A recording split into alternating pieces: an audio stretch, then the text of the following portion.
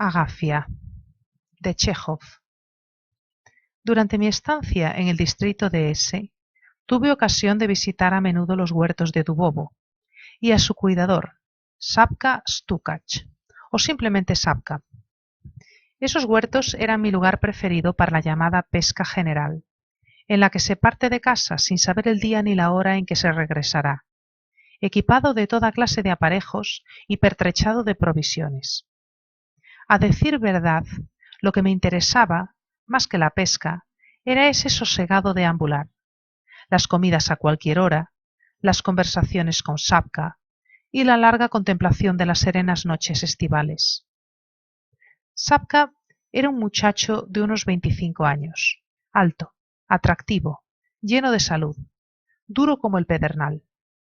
Pasaba por hombre juicioso y sensato. Sabía leer y escribir. Rara vez bebía vodka, pero, como trabajador, ese hombre joven y fuerte no valía un céntimo.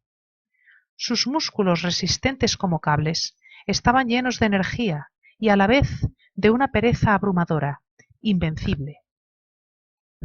Vivía en la aldea, como todos, en una isba de su propiedad. Disponía de una parcela de tierra, pero no la araba ni la sembraba ni se ocupaba de ninguna actividad. Su anciana madre mendigaba bajo las ventanas. En cuanto a él, vivía como ave del cielo. Por la mañana no sabía lo que comería a mediodía. No es que careciera de voluntad, de energía o de compasión por su madre, sino simplemente que no tenía inclinación por el trabajo ni era consciente de su utilidad. Toda su figura desprendía un aura de placidez y revelaba el gusto innato, casi vocación artística, por una vida regalada sin ninguna clase de esfuerzo. Cuando su cuerpo joven y lleno de salud sentía la necesidad fisiológica de ocuparse de algún trabajo muscular, el muchacho se entregaba durante algún tiempo a alguna profesión liberal pero fútil, como el aguzamiento de jalones de los que nadie tenía necesidad, o entablaba una carrera de velocidad con las mujeres. Su estado favorito era la inmovilidad concentrada.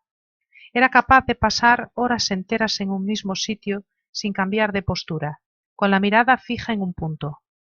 Se revolvía al compás de su inspiración y sólo cuando se presentaba la ocasión de hacer un movimiento rápido y brusco, coger por la cola a un perro que corría, arrancarle el pañuelo a una mujer, salvar un ancho hoyo, ni que decir tiene, siendo tan parco en movimientos, Sapka era más pobre que una rata y vivía peor que un pordiosero. Con el paso del tiempo fueron acumulándose los atrasos en el pago de sus impuestos, y a pesar de su juventud y de su salud, la asamblea acabó confiándole una ocupación reservada a los viejos, guardián y espantapájaros de los huertos comunales. Por mucho que los vecinos se reían de su vejez anticipada, él ni se inmutaba. Esa ocupación tranquila, propicia para una contemplación inmóvil, estaba en perfecta consonancia con su naturaleza. Una hermosa tarde de mayo me encontraba en compañía de ese Sapka.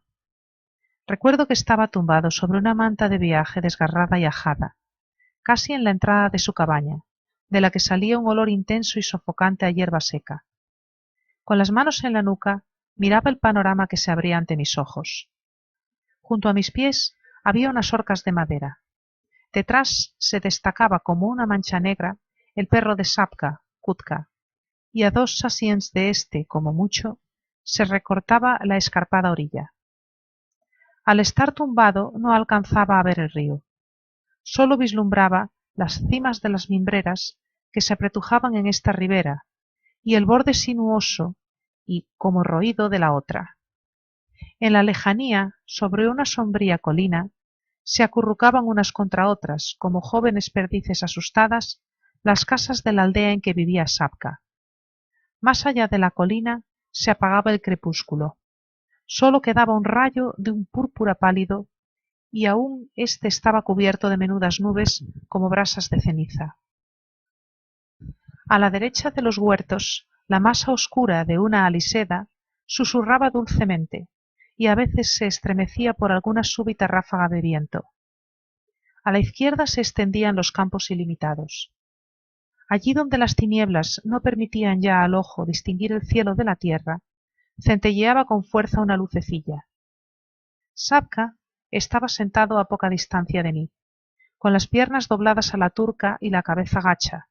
Contemplaba a Kutka con aire meditabundo. Nuestros anzuelos, provistos de cebo vivo, llevaban ya un buen rato bajo el agua, de modo que no teníamos otra cosa que hacer que entregarnos a ese reposo tan apreciado por Sabka, que no se fatigaba nunca y siempre estaba fresco. Los últimos rayos del sol poniente aún no se habían apagado del todo, pero la noche estival envolvía ya la naturaleza con su caricia deleitosa que incita al descanso. Todo se sumergía en la profundidad del primer sueño. Sólo un ave nocturna, desconocida para mí, lanzaba en el bosque un largo gorjeo articulado, prolongado y perezoso, semejante a las palabras ¿Has visto a Nikita? Y al punto se respondía a sí misma Lo he visto, lo he visto, lo he visto. ¿Por qué no cantan los ruiseñores? Pregunté a Sabka. Este se volvió lentamente hacia mí. Tenía unos rasgos pronunciados y netos, pero a la vez expresivos y suaves como los de una mujer. Luego contempló con sus ojos dulces y soñadores el bosque y las mimbreras. Sacó del bolsillo con parsimonia un caramillo, se lo llevó a los labios y se puso a imitar el canto de un ruiseñor hembra. Al punto, como en respuesta a su llamada, en la orilla opuesta se oyó el graznido de un rascón. —Ahí tiene a su ruiseñor —dijo Sabka con una sonrisa. —Terterc, terterc, chirría como una cerradura vieja y seguro que se imagina que canta. —Me gusta esa ave —dije yo—, ¿sabes? Durante la migración el rascón no vuela, sino que corre por el suelo. Solo vuela para atravesar los ríos y mares, lo demás lo hace a pie. —Vaya —farfulló Sabka, mirando con respeto el lugar en el que había graznado el rascón. Sabiendo lo aficionado que era Sabka a escuchar, le conté todo lo que había leído del rascón en los libros de caza. De ese tema pasé sin darme cuenta las migraciones. Sabka me escuchaba con atención, sin pestañear, en todo momento con una sonrisa de satisfacción. —¿Y cuál es la patria de las aves? —preguntó. —¿Estas tierras o aquellas? —Estas, sin duda. Aquí es donde nacen y donde crían, de modo que esta es su patria. Solo vuelan a otras regiones para no morir de frío. —Curioso —exclamó Sabka estirándose—. Cualquier tema del que se hable está lleno de sorpresas, ya se trate de las aves, de los hombres o de esta piedra, todo tiene su sentido. Ah, señor, de haber sabido que venía usted, no le habría dicho a esa mujer que se reuniera aquí conmigo. Hay una que me ha pedido venir hoy. Ah, por favor, no quiero molestar, dije yo. Puedo tumbarme en el bosque. Nada de eso. No se va a morir por venir mañana. Si se queda sentada escuchando la conversación, pero no parará de hablar. Estando ya presente, no será posible mantener una conversación sensata. ¿Esa Daría a quien esperas? Le pregunté después de una pausa. No, hoy va a venir una nueva, Agafia, la del guardagujas. Sabka pronunció esas palabras con su voz habitual, desganada, un poco sorda, como si estuviera hablando de tabaco o de unas gachas, pero yo me quedé sorprendido. Conocía a Agafia, la del guardagujas. Era una mujer muy joven, de unos 19 o 20 años, que se había casado hacía unos 10 o 12 meses con un muchacho joven y bravo, guardagujas del ferrocarril.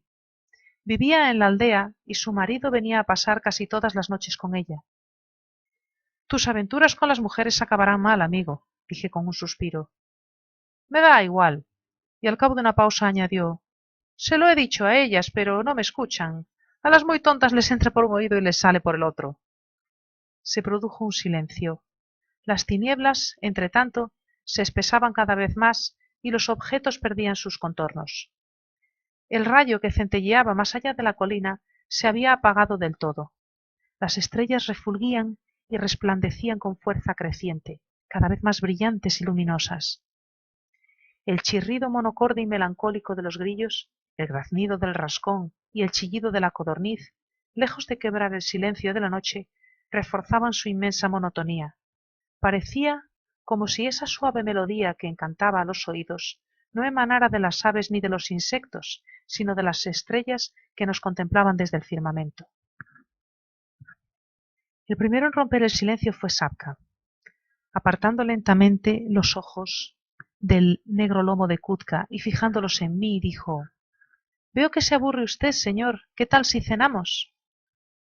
Y sin aguardar mi consentimiento, se deslizó boca abajo hasta la cabaña y se puso a buscar algo, haciendo que toda la cabaña se estremeciera como una hoja.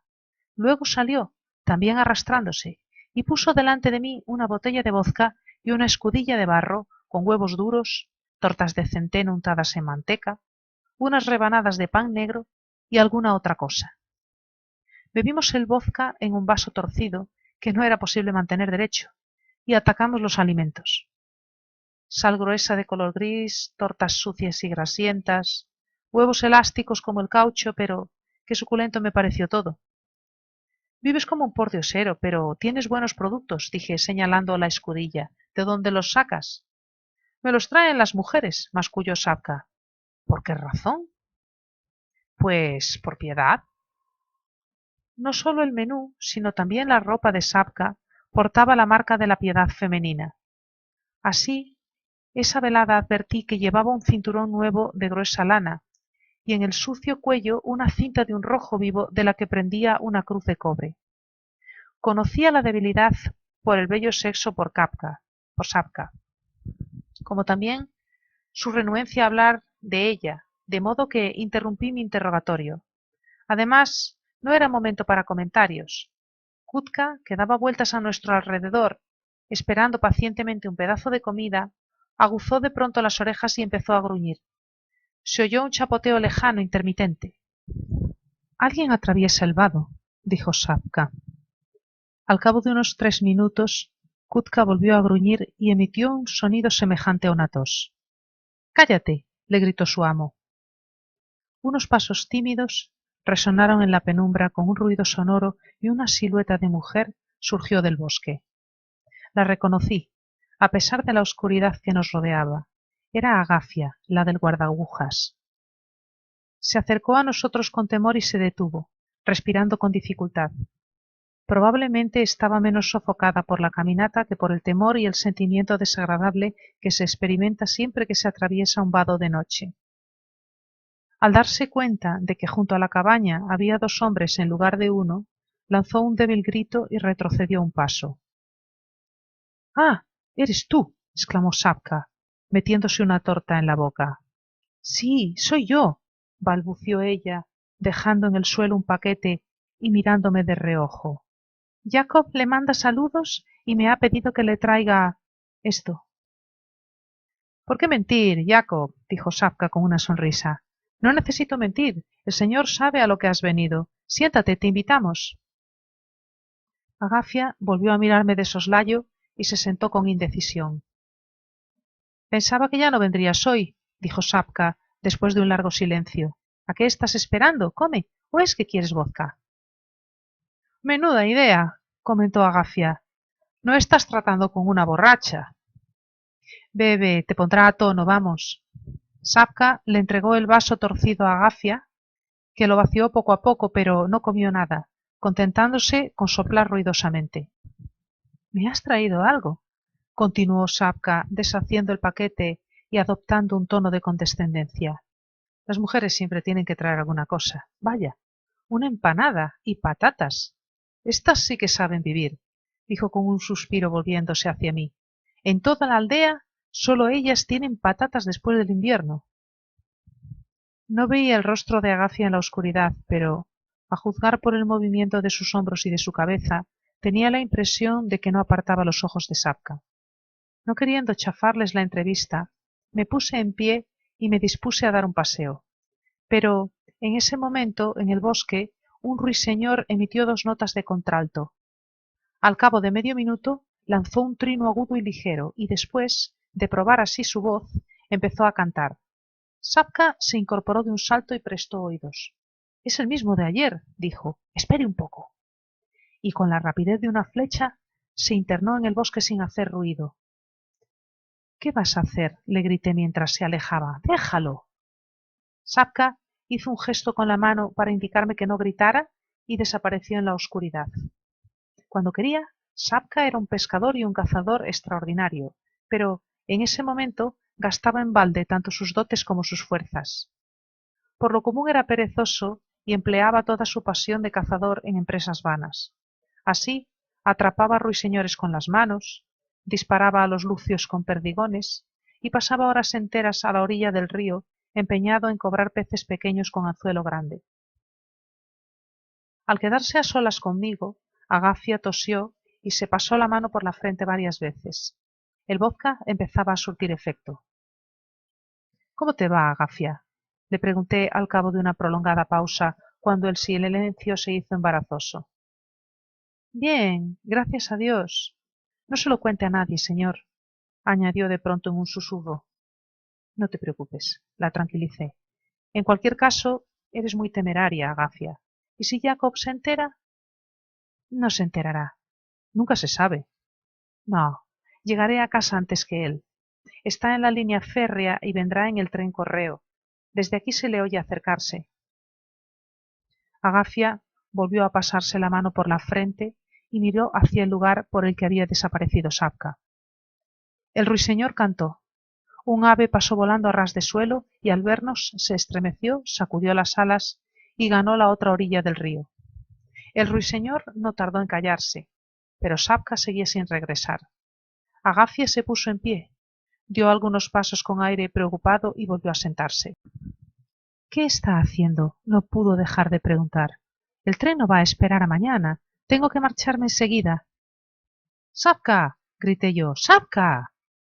Ni siquiera el eco me contestó. Agafia se removió inquieta y volvió a levantarse.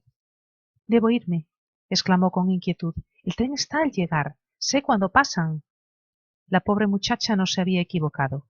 No había transcurrido un cuarto de hora cuando se oyó un ruido lejano. Agafia se quedó mirando largo rato el bosque, agitando febrilmente los brazos. —Pero, ¿dónde está? —dijo con risa nerviosa. —¿Dónde diablos se ha metido? —Me marcho. —Palabra, señor, me marcho. Entretanto, el ruido se hacía cada vez más nítido. Ya se distinguía el golpeteo de las ruedas de la trabajosa respiración de la locomotora. El tren silbó, atravesó el puente con sordo tamborileo. Al cabo de un instante todo quedó en silencio. —Esperaré un minuto más —dijo Agafia con un suspiro, sentándose con determinación. —Así es, esperaré. Por fin, Sapka apareció en medio de la oscuridad. Avanzaba en silencio con los pies desnudos por la mullida tierra del huerto y murmuraba algo en voz baja. —Menuda suerte tengo —exclamó con una alegre risa—. Acababa de acercarme al arbusto y preparaba ya la mano para atraparlo cuando se cayó. —¡Ah, perro calvo! Estuve esperando un buen rato a que volviera a cantar y luego me di por vencido. Sapka se tumbó torpemente junto a Agafia y para guardar el equilibrio le cogió el talle con ambas manos. —¿Y tú? ¿Por qué pones esa cara de niña sin madre? —preguntó. A pesar de su bondad y sencillez, Sapka menospreciaba a las mujeres. Las trataba con desdén y altanería, y llegaba hasta el extremo de reírse con desconsideración de la debilidad que sentían por él. Quién sabe, tal vez esa actitud despreocupada y desdeñosa era una de las razones de la seducción poderosa e irresistible que ejercía sobre las dulcineas de la aldea. Era atractivo, de formas armoniosas. En sus ojos brillaba siempre, incluso cuando miraba a las despreciadas mujeres, una dulzura serena, pero los atributos externos no bastaban para explicar ese encanto. Además de su afortunado físico y de la peculiaridad de sus modales, hay que pensar que, parte de su fascinación se debía a su conmovedor papel de fracasado reconocido, de desdichado expulsado de su isba natal y relegado a los huertos. —Cuéntale al señor a qué has venido —continuó Sapka sin soltar el talle de Agafia—. —Vamos, díselo, mujer casada. —¡Oh! ¿Y si le damos un poco más de vodka a nuestra amiga Agafia? Me levanté y me puse a caminar por el huerto, entre los bancales, que en la oscuridad parecían grandes tumbas aplastadas. Del lugar se alzaba un olor a tierra removida y a la suave humedad de las plantas, que empezaban a cubrirse de rocío. A la izquierda seguía brillando la lucecilla roja. Parpadeaba con aire afable y parecía sonreír. Escuché una risa alegre. Era Agafia. ¿Y el tren? Pensé. Hace tiempo que ha llegado. Al cabo de un rato volví a la cabaña. Sapka, inmóvil, sentado a la turca, tarareaba en voz baja, apenas audible, una canción compuesta exclusivamente de monosílabos, algo así como «Ah, tú, yo y tú». Agafia, embriagada por el vodka, las despectivas caricias de Sapka y el bochorno de la noche, estaba tendida a su lado, apretando convulsivamente el rostro contra sus rodillas. Se había entregado de tal modo a su pasión que ni siquiera advirtió mi llegada. —¡Agafia! El tren ha pasado hace tiempo —exclamé yo. —Es hora de que te vayas —dijo Sapka, apoyando mis palabras y sacudiendo la cabeza—. ¿Qué haces ahí tumbada, desvergonzada? Agafia se estremeció, apartó la cabeza de las rodillas de Sapka, me miró y volvió a apretarse contra él. —Deberías haberte ido hace tiempo —dije yo. Agafia se agitó, apoyó una rodilla en el suelo. Sufría.